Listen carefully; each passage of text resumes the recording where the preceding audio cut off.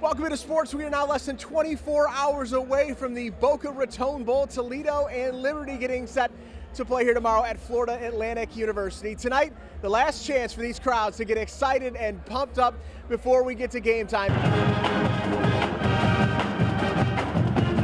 The bands got together for a battle of the bands over at Misner Park, just down the road from the stadium. Both Liberty and Toledo getting together to have a little bit of fun, and the fans joined as well. An awesome atmosphere as we get set for the big game.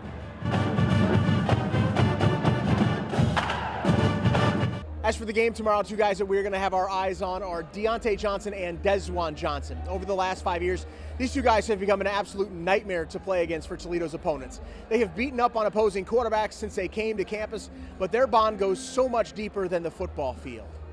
Dyontae Johnson and Desjuan Johnson share a last name, but they aren't related by blood. As Dyontae puts it, brothers from another mother, really. Their bond goes deeper than any government document could show. These two grew up in Detroit. They've been playing together since they were kids.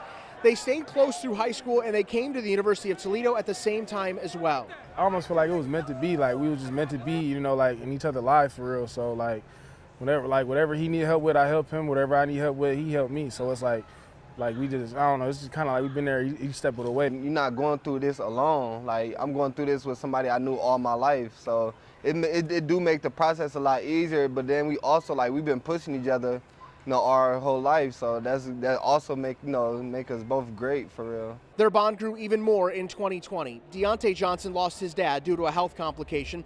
Incredibly, Desjuan Johnson lost his dad due to a health issue as well when he was just 4 years old. It wasn't even like I had to lean on him. Like, he came to me, like, to make sure I was cool. So, and then just knowing what he went through, what experience he went through when he went through that with his dad. Of course, he, like, told me little things to do, like, just to cope with it, just to deal with it. So, but, like, I didn't have to reach out. That's the thing. Like, I didn't have to reach out to him at all. Like, he came to me and made sure I was cool. So that's just kind of that brotherhood, really. I already knew how the process was, and, like, how, like, it's a long process, you know, of, like, grieving over somebody that you was just close with. So, like, I knew like my part of being like how close we is. Like, I have to be there for him, especially how, like, the whole team look at him as a leader.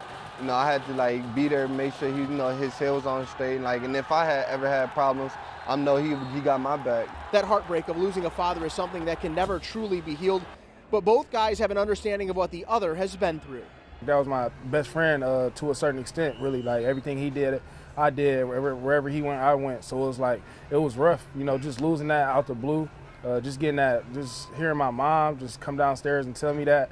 It was just rough, you know, it just went like that. Like, I lost my dad, like, at a young age, so it was kind of like growing up. Like, there's my mom, my granddad. He was a part of my life. He was that male role model for me. He always tried to do the best thing, but like, at the end of the day, like, he wasn't like my dad. So, like, it's still like I was like missing a piece.